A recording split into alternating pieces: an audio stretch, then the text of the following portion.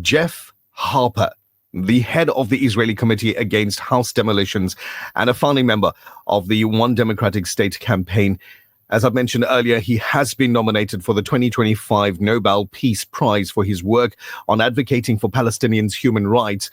He is the author of numerous books. Good morning, Professor Harper, and welcome to the Breakfast Rush on Radio Al Ansar. Thanks for having me on again. Good to be here. It is a pleasure to have you on the program. When you first heard about the deaths of Anas al-Sharif and his colleagues, what went through your mind? Well, it's, within the wider context of Gaza, it makes sense. Israel has so far killed something like 274 journalists. About 269 of them are Palestinians. So obviously, as Israel is obliterating Gaza, it does not want the world to see what it's doing. But now, last week, the government, just a few days ago, the government decided now is going to conquer the rest of Gaza in a policy decision that's been condemned by almost the whole Israeli public, mainly because of the hostages, but also by the military and the intelligence agencies. But the first target is Gaza City. And that's where these journalists were located. Al-Sharif and the other 4 journalists were in a tent in Gaza City, and they were targeted. The Israeli army admits that it targeted them because it accuses Al-Sharif of being a Hamas operative that actually even operated some missile cell within Hamas that everyone denies, from Al-Sharif when he was alive to Al Jazeera. What's missing in the whole story, of course, is the other 4 journalists. They're trying to make it out that Al-Sharif was not a legitimate journalist, that he was using journalism as a cover. But they never accused the other journalists of that, not to mention the other, 274 journalists of that as well. So it's obvious that Israel targeted Anas al-Sharif for his work and the other journalists, because now it's going in and going to do to Gaza City exactly what it's done to the rest of Gaza and doesn't want the world to see. Absolutely. Many are calling this a deliberate attempt to silence the media. From your perspective, why are journalists in Gaza being targeted? Well, because Israel is not only obliterating Gaza, Israel is committing genocide. I mean, I think this has become almost consensus after not only we don't need the ICJ opinion of plausible genocide anymore. This has gone way beyond what was even the case when the ICJ had it. It's genocide, it's massive destruction. More than 300,000 Palestinian homes have been destroyed. As these airdrops have come in, Israel has made the airdrops contingent on people not photographing from the sky, from the air, what Gaza looks like. I mean, when the journalists do finally get in, it's going to be, a scene, of utter devastation, destruction, and death.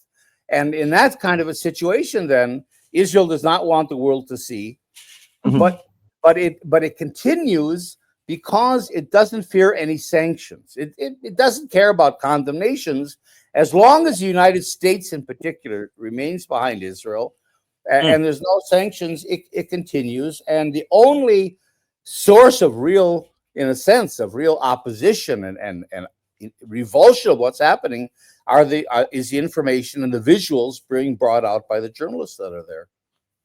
What does the loss of some of the last remaining correspondents mean for how the world understands what's happening in Gaza at the moment?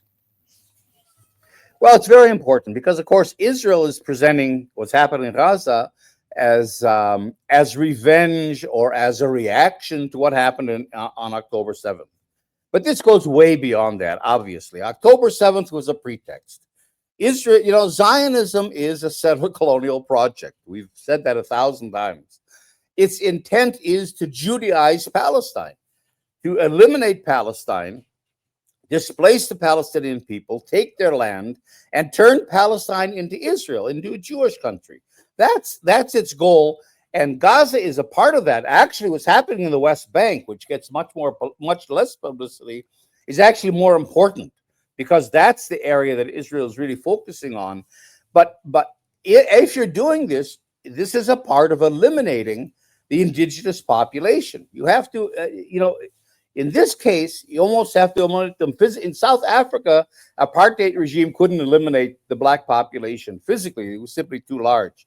Here, the Palestinians are half the population.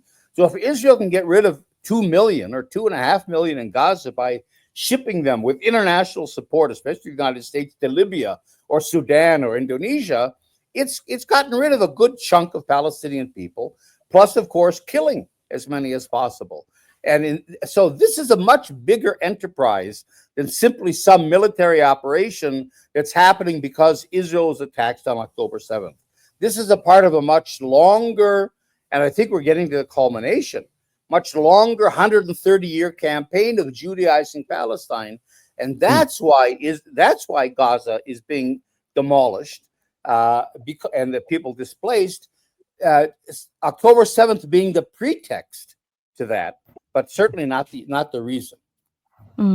We've seen strong statements from leaders in Qatar, Iran, and human rights groups, but little concrete action. What should the global community actually be doing right now?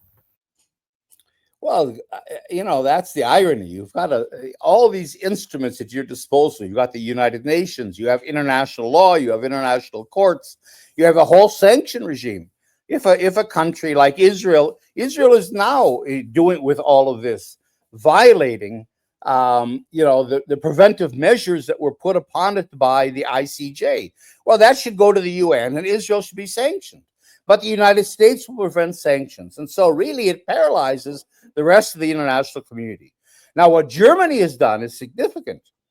Germany is, after the United States, one of the greatest Israeli supporters, has announced that it is blocking arms that'll come to Israel that could be used in Gaza.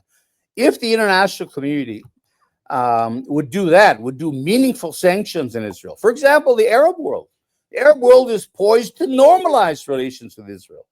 This is how settler colonialism wins. It becomes normalized. You got the Abraham Accord. Saudi Arabia is still today, despite public opinion, willing to sign a normalization agreement with Israel.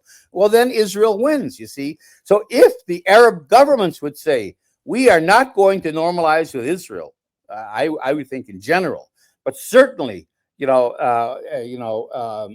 if you continue in Gaza, that would be meaningful. But there's no meaningful response from the Arab world.